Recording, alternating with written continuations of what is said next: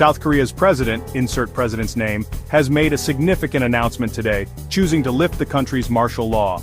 This decision marks a major turning point for South Korea, signaling a shift towards greater freedom and civilian control.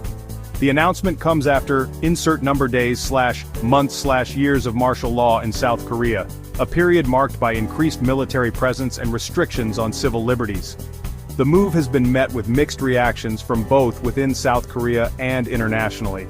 Some praise the president for taking a step towards normalcy, while others express concern over the potential consequences of such a decision. The president's office released a statement emphasizing the government's commitment to a peaceful and democratic South Korea. Martial law is not just a fancy term, it's a big deal. In simple terms, it means the military takes over running things instead of the usual government. Imagine soldiers on the streets making the rules and courts being run by the army. This usually happens when there's a serious threat like a war, a big disaster, or lots of unrest and violence. Life under martial law is very different. Things like free speech and gathering in groups might be restricted. You might need permission to go out at night. The idea is to bring back order quickly, even if it means less freedom for a while.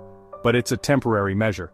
The goal is always to go back to normal civilian rule and a regular functioning government.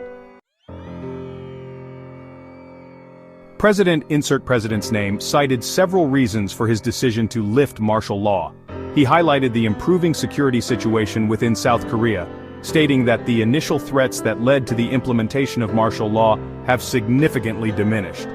The president also emphasized the importance of restoring civil liberties and democratic processes, arguing that a prolonged period of military rule would be detrimental to South Korean society. He stressed his government's commitment to upholding human rights and freedom of speech, values that were somewhat curtailed under martial law. Furthermore, the president acknowledged the economic implications of martial law, pointing out that the restrictions hampered business and investment. The lifting of martial law is expected to boost investor confidence and promote economic growth.